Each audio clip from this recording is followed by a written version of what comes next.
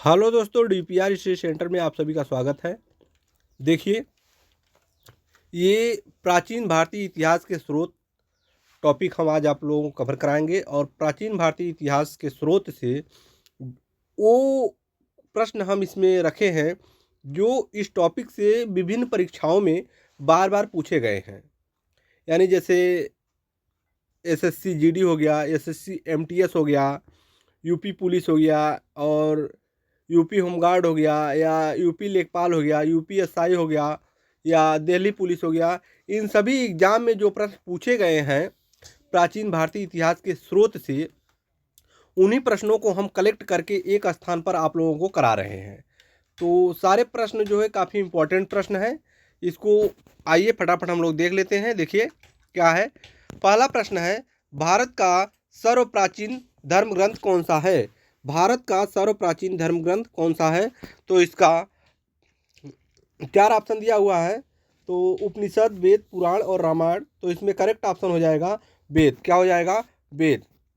भारत का सर्वप्राचीन धर्म ग्रंथ है वेद। ऑप्शन बी करेक्ट हो जाएगा, वेद। आगे देखते हैं क्या दिया गया है। अगला प्रश्न है, वेदों के संकलनकर्ता किसे माना जाता है? वेदों के संकलनकर्ता किसे माना जाता है? महर्षि वाल्मीकि, विश्वामित्र, महर्षि कृष्ण द्वैपायन वेद व्यास, वशिष्ठ मुनि। किसे माना जाता है? वेदों के संकलनकर्ता किसे माना जाता है? तो महर्षि कृष्ण द्वैपायन वेद व्यास। करेक्ट ऑप्शन हो जाएगा option C.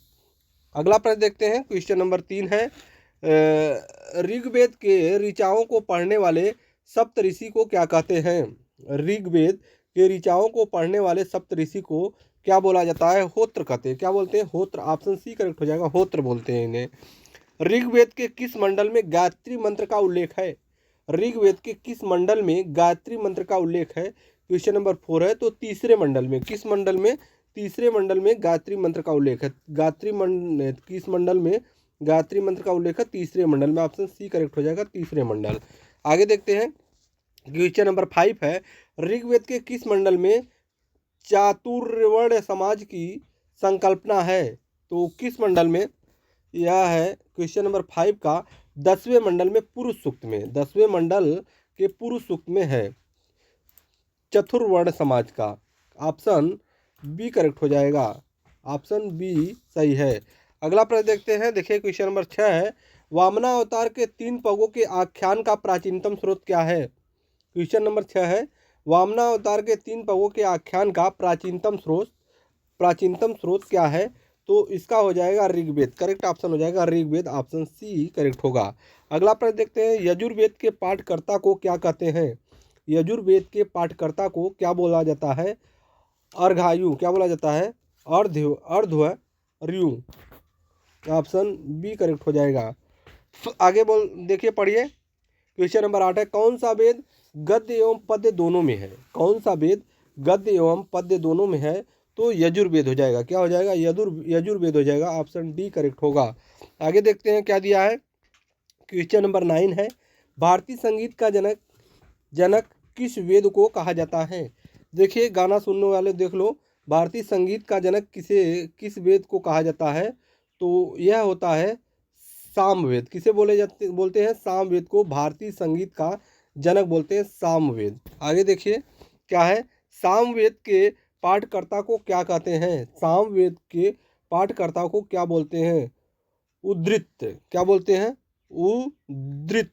Option A correct हो जाएगा। आगे देखते हैं।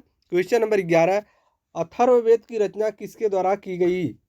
अथर्ववेद की रचना किसके द्वारा की गई?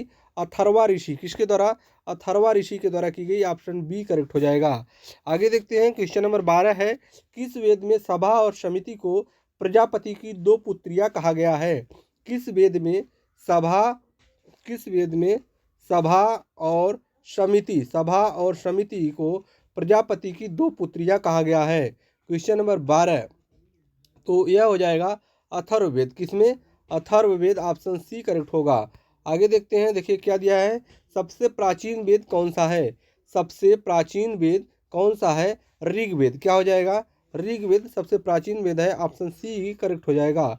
देखिए क्वेश्चन नंबर 14 है, वेदों को समझाने के लिए कितने वेदांगों की रचना हुई? वेदों को समझाने के लिए कितने वेदांगों की रचना की गई है? 6। ऑप्शन सी करेक्ट हो जाएगा, 6 वेदांगों की रचना की गई है। आगे देखते हैं, क्वेश्चन नंबर 15 है, भारतीय ऐतिहासिक कथाओं का सबसे अच्छा क्रमबद्ध विवरण कहाँ मिलता है? भारतीय ऐतिहासिक कथाओं का सबसे अच्छा क्रमबद्ध विवरण कहाँ मिलता है? तो क्वेश्चन नंबर 15 पुराणों में। कहाँ मिलता है? पुराणों में। ऑप्शन बी करेक्ट होगा, पुराणों में मिलता है। आगे देखते हैं, क्वेश्चन नंबर 16 है, पुराणों की रचना किन्हें रचयिता किसे माना जाता है? पुराणों के रचयिता किसे माना जाता है? लोमहर्ष एवं उग्रश्रवा को। किसे माना जाता है? लोमहर्ष एवं उग्रश्रवा को, यानी ऑप्शन सी करेक्ट हो जाएगा। उपयुक्त दोनों, लोमहर्ष एवं उग्रश्रवा दोनों को माना जाता है, तो ऑप्शन सी करेक्ट हो जाएगा। आगे देखिए, क्वेश्चन नंबर 17 है, पुराणों की कुल संख्या कितनी है? पुराणों की कुल संख्या कितनी है? तो 18 पुराण होते हैं। 18 पुराण होते हैं। ऑप्शन बी करेक्ट हो जाएगा, 18 पुराण होते हैं। सबसे प्राचीन एवं प्रमाणिक पुराण कौन सा है? सबसे प्राचीन एवं प्रमाणिक पुराण कौन सा है? तो मत्स्य पुराण। मत्स्य पुराण सबसे प्राचीन एवं प्रमाणिक पुराण है। ऑप्शन सी करेक्ट होगा। आगे देखते हैं, क्वेश्चन नंबर 19 है, विष्णु पुराण किस वंश से संबंधित है? विष्णु पुराण जो है किस वंश से संबंधित है? तो यह मौर्य वंश से संबंधित है। क्या हो जाएगा? विष्णु पुराण मौर्य वंश से संबंधित है। क्वेश्चन नंबर 19 का बी करेक्ट हो जाएगा। आगे देखते हैं, क्वेश्चन नंबर 20 है, वायु पुराण का संबंध किस वंश से है? वायु पुराण का संबंध किस वंश से है?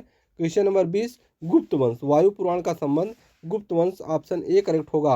आगे देखते हैं, क्वेश्चन नंबर 21 हो जाएगा, स्त्री की सर्वाधिक गिरी हुई स्थिति किस संहिता से प्राप्त होती है?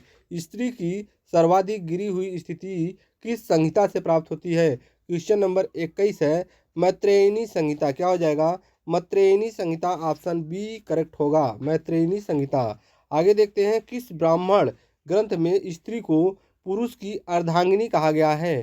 शतपथ ब्राह्मण। क्या हो जाएगा? Shatapatha Brahmana, option C correct होगा, शतपथ ब्राह्मण। सभी प्रश्न एग्जाम में पूछे गए प्रश्न है और काफ़ी इंपॉर्टेंट प्रश्न है। बुद्ध की पूर्व जन्म की कहानी किसमें वर्णित है? बुद्ध के पूर्व जन्म की कहानी किसमें वर्णित है? जातक में। किसमें? जातक में, ऑप्शन सी करेक्ट होगा। आगे देखिए, क्वेश्चन नंबर 24 है, जैन साहित्य को क्या कहा जाता है? जैन साहित्य को क्या बोला जाता है? आगम। क्वेश्चन नंबर 24 है, जैन साहित्य को आगम बोला जाता है। ऑप्शन ए करेक्ट होगा, ऑप्शन ए करेक्ट हो जाएगा, आगम बोलते हैं जैन साहित्य को। जैन धर्म का प्रारंभिक इतिहास कहाँ से ज्ञात होता है? जैन धर्म का प्रारंभिक इतिहास कहाँ से ज्ञात होता है? तो यह कल्पसूत्र से। कहाँ से? कल्पसूत्र से ज्ञात होता है जैन धर्म का प्रारंभिक इतिहास, ऑप्शन बी करेक्ट होगा। आगे देखते हैं, क्वेश्चन नंबर 26 हो जाएगा, अर्थशास्त्र के लेखक कौन है? अर्थशास्त्र के लेखक कौन है? चाणक्य, जिसे कौटिल्य भी बोला जाता है, चाणक्य, ऑप्शन बी करेक्ट होगा। आगे देखते हैं, क्वेश्चन नंबर 27 है, अर्थशास्त्र कितने अधिकरणों में विभाजित है? अर्थशास्त्र कितने अधिकरणों में विभाजित है? 15 अधिकरणों में विभाजित है, ऑप्शन सी करेक्ट होगा। आगे देखते हैं, क्वेश्चन 28 है, राजतरंगिणी पुस्तक के लेखक कौन है? राजतरंगिणी पुस्तक के लेखक कौन है? कल्हड़। कौन है? कल्हड़, ऑप्शन बी करेक्ट हो जाएगा, कल्हड़। आगे देखते हैं क्या दिया गया है। क्वेश्चन 29 है, तर राजतरंगिणी का संबंध किसके इतिहास से है? राजतरंगिणी पुस्तक के लेखक कल्हड़ है और इसका संबंध किसके इतिहास से है? तो कश्मीर के इतिहास से इसका संबंध है, कश्मीर के इतिहास से, ऑप्शन बी करेक्ट हो जाएगा। आगे देखते हैं, चचनामा के लेखक कौन है? क्वेश्चन नंबर 30 है, चचनामा के लेखक कौन है? अली अहमद। कौन है? Ali Ahmad, option A correct हो जाएगा, चचनामा के लेखक अली अहमद हैं। संस्कृत व्याकरण की प्रथम पुस्तक अष्टाध्यायी, संस्कृत व्याकरण की प्रथम पुस्तक अष्टाध्यायी के लेखक कौन है? तो इसके लेखक हैं, अष्टाध्यायी के लेखक पाणिनि। कौन हो जाएगा? पाणिनि, ऑप्शन बी करेक्ट है। आगे देखते हैं, इतिहास के पिता किसे कहा जाता है? हेरोडोटस। हेरोडोटस को इतिहास का फादर बोला जाता है, ऑप्शन सी करेक्ट होगा। आगे देखते हैं, क्वेश्चन 33 है, मेगास्थनीज की प्रसिद्ध पुस्तक कौन सी है? तो यह है इंडिका। मेगास्थनीज की प्रसिद्ध पुस्तक इंडिका है, ऑप्शन ए करेक्ट होगा। आगे देखते हैं क्या है, डायमेकस किसके दरबार में आया था? डायमेकस किसके दरबार में आया था? बिंदुसार। किसके दरबार में आया था? बिंदुसार के, ऑप्शन डी करेक्ट होगा। आगे देखिए क्या है, क्वेश्चन 35 है, भारत का भूगोल नामक पुस्तक किसने लिखी है? भारत का भूगोल नामक पुस्तक किसने लिखी है? टालमी, ऑप्शन बी करेक्ट होगा। आगे देखते हैं, नेचुरल हिस्ट्री नामक पुस्तक के लेखक कौन है? Natural history. नेचुरल हिस्ट्री नामक पुस्तक के लेखक कौन है? क्वेश्चन 36 है प्लिनी। कौन है? प्लिनी, ऑप्शन ए करेक्ट होगा। आगे देखते हैं क्वेश्चन 37 है चीनी यात्री फाहियान किसके दरबार में आया था? चीनी यात्री फाहियान किसके दरबार में आया था? चंद्रगुप्त द्वितीय। किसके दरबार में? चंद्रगुप्त द्वितीय, ऑप्शन बी करेक्ट होगा। आगे देखते हैं हेन सांग किसके शासनकाल में भारत आया था? क्वेश्चन नंबर 38 हो जाएगा। हेन सांग किसके शासनकाल में भारत आया था? हर्षवर्धन के शासनकाल में भारत आया था, ऑप्शन बी करेक्ट होगा। आगे देखते हैं हेन सांग के भ्रमण वृत्तांत को किस नाम से जाना जाता है? हेन सांग के भ्रमण वृत्तांत को किस नाम से जाना जाता है? शी यूकी। शी यूकी, ऑप्शन ए करेक्ट होगा। आगे देखते हैं, देखिए क्या दिया गया है। अलबरूनी किसके साथ भारत आया था? अलबरूनी किसके साथ भारत आया था? महमूद गजनवी के साथ। Mahmud Ghaznavi, option C correct होगा।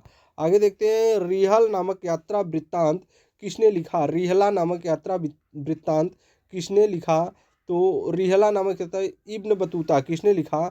इब्न बतूता, ऑप्शन बी करेक्ट होगा। आगे देखते हैं, देखिए क्या दिया गया है। भारतीय पुरातत्व शास्त्र का पिता किसे कहा जाता है? भारतीय पुरातत्व शास्त्र का पिता किसे कहा जाता है? Question number 42 sir Alexander Cunningham. भारतीय पुरातत्व शास्त्र का पिता किसे कहा जाता है? Alexander Cunningham, option C correct होगा। अगला प्रश्न देखते हैं सर्वप्रथम भारतवर्ष का जिक्र किस अभिलेख में है? सर्वप्रथम भारतवर्ष का जिक्र किस अभिलेख में है? तो यह है हाथी गुम्बा अभिलेख। क्या हो जाएगा? हाथी गुम्बा अभिलेख, ऑप्शन बी करेक्ट हो जाएगा। आगे देखते हैं क्या है। सर्वप्रथम दर्भिक्ष अकाल की जानकारी देने वाला अभिलेख कौन सा है? दर्भिक्ष यानी अकाल की जानकारी देने वाला अभिलेख कौन सा है? क्वेश्चन नंबर 44 सोहगौरा अभिलेख। क्या हो जाएगा? सोहगौरा अभिलेख, ऑप्शन ए करेक्ट होगा। आगे देखते हैं क्वेश्चन नंबर 45 है सती प्रथा का प्रथम लिखित साक्ष्य किस अभिलेख से प्राप्त होता है? सती प्रथा सती प्रथा सती प्रथा का लिखित साक्ष्य किस अभिलेख से प्राप्त होता है? तो यह होता है, यह एरण अभिलेख भानुगुप्त। एरण अभिलेख, क्या हो जाएगा? एरण अभिलेख, ऑप्शन बी करेक्ट होगा। आगे देखते हैं क्वेश्चन 46 है प्राचीनतम सिक्कों को साहित्य में क्या कहा जाता है? प्राचीनतम सिक्कों को साहित्य में क्या कहा जाता है? तो इसे बोला जाता है आहत सिक्के, ऑप्शन बी करेक्ट हो जाएगा। क्या बोलते हैं इसको? आहत सिक्के, ऑप्शन बी सही है।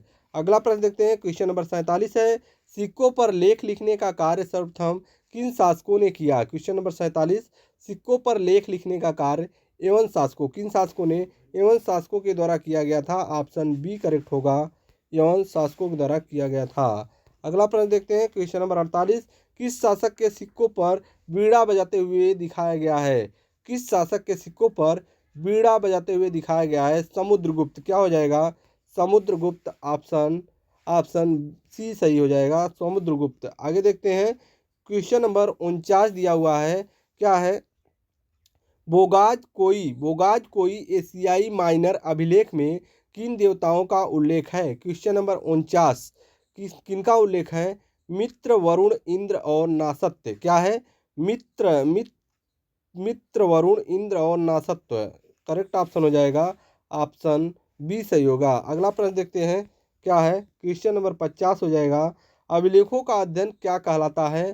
तो यह है अभिलेखों का अध्ययन क्या कहा जाता है? इसको अभिलेखों के अध्ययन को क्या बोला जाता है? चार ऑप्शन है न्यूमिस्मेटिक इपिग्राफी और आर्कियोलॉजी, पैलियोग्राफी, चार ऑप्शन दिए गए हैं। अब इस प्रश्न को हमने 49 प्रश्न बता दिया और एक प्रश्न को आपको बताना है कमेंट बॉक्स में कि अभिलेखों के अध्ययन को क्या बोला जाता है? न्यूमिस्मेटिक इपिग्राफी, आर्कियोलॉजी और पैलियोग्राफी। तो कमेंट बॉक्स में इसको छाप दीजिए कि अभिलेखों के अध्ययन को क्या बोला जाता है। फिर मिलते हैं एक अगले वीडियो में, तब तक के लिए धन्यवाद।